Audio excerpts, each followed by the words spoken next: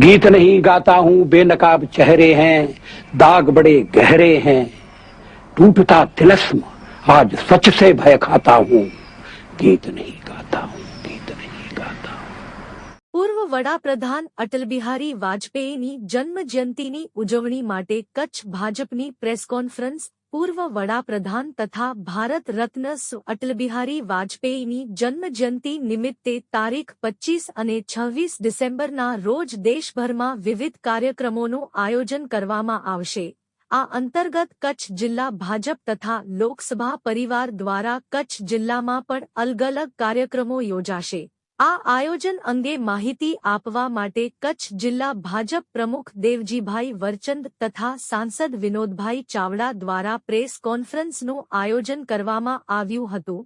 Press કોન્ફરન્સમાં જણાવવામાં આવ્યું કે અટલ બિહારી વાજપેયીના વિચારો, દેશપ્રેમ, કાવ્યપ્રેમ અને રાષ્ટ્રનિર્માણમાં આપેલ યોગદાનને યાદ કરવા માટે વિશેષ કાર્યક્રમો યોજવામાં આવશે। તેમાં મુખ્ય આકર્ષણ તરીકે તારીખ 25 ડિસેમ્બરના સાંજે ભુજ ખાતે હમીરસર તળાવ કાંઠે ભવ્ય કવિ સંમેલન યોજાશે, જેમાં પ્રખ્યાત કવિઓ દ્વારા કાવ્યપાઠ કરવામાં આવશે। આ સાથે અન્ય સામાજિક, સાંસ્કૃતિક અને વિચારગોષ્ઠી કાર્યક્રમો પણ આયોજિત કરવામાં આવશે।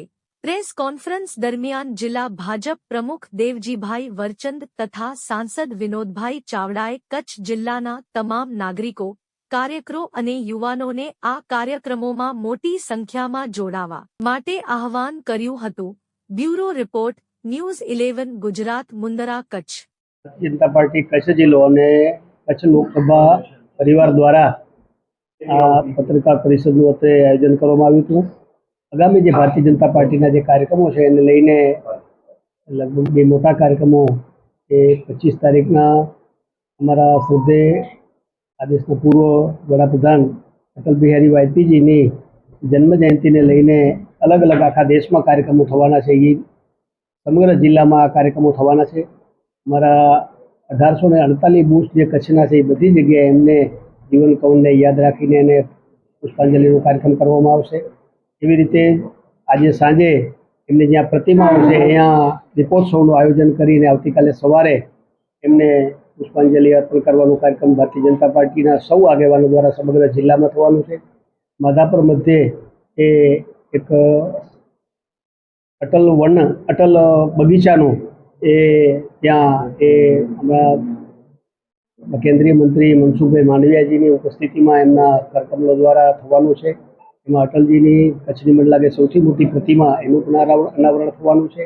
અને આ પ્રકારે બીજા અલગ અલગ કાર્યક્રમો જેમ અમારા લોકસભા પરિવાર દ્વારા ટીબી મુક્ત કચ્છ માટેનું જે અભિયાન ચાલ્યું છે એ અંતર્ગત આ દિવસે 100 એવા ટીબીના દર્દીઓને એ કીટ આપવાનો પણ એક કાર્યક્રમ થવાનો છે।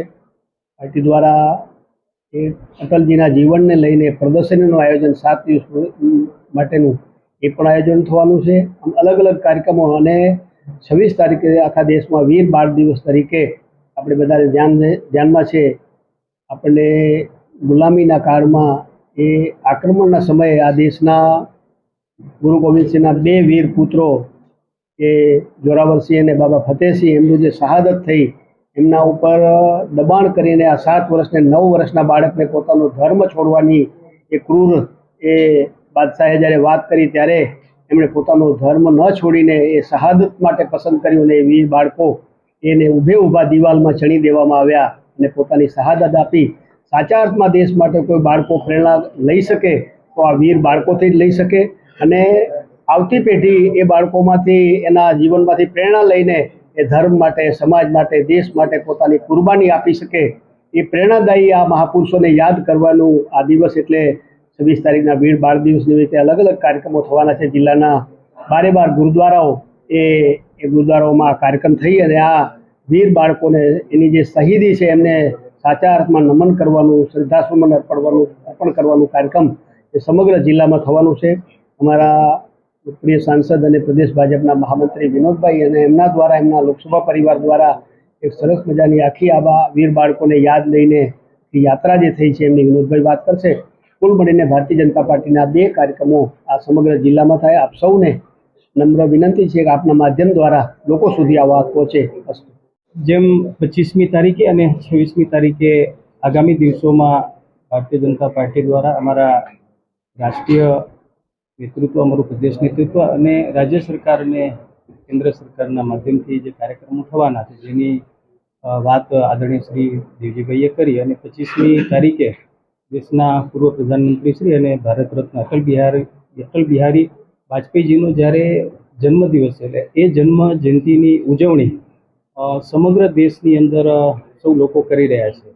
સુશાસન દિવસ તરીકે પણ આપણે ઉજવણી કરીએ છીએ. સેવાના અનેક કાર્યો થશે અને એમાં વિશેષ જે છે કે અલગ અલગ પ્રકારના કાર્યક્રમોની જાણ દેવજીભાઈએ કરી. આખા દિવસના કાર્યક્રમો ચાલશે, પણ એક વિશેષ, કારણ કે અટલ બિહારી વાજપેયીજી એક કવિ હૃદય હતા અને એમની યાદમાં દર વર્ષે અમે લોકો જે છે કે કવિ સંમેલન અહીંયા કરીએ છીએ અને પહેલી વખત હમીસરના કાંઠે 25મી તારીખે સાંજે 7:30 વાગે રાષ્ટ્રીય કવિ એક દેશના એવા 3 નામચીન આપણા શશિકાંત યાદવ, કવિત્રી કવિતા તિવારી અને હિમાંશુ ભવંડર અને સાથે આપણા સ્થાનિક કવિઓ જે પબુ ગઢવી, મદનકુમાર અંજારિયા, જયંતિભાઈ જોશી, આ બધા જ કવિઓ સાથે મળી કરીને એક કવિ સંમેલનનું ભવ્ય આયોજન કર્યું છે. ત્યારે તમારા માધ્યમથી ભુજના અને કચ્છની જનતાને અપીલ કરું છું કે આપણે બધા આ કાર્યક્રમની અંદર પણ 25મી તારીખે સાંજે હમીસરના કાંઠે આપણે બધા જોડાઈએ.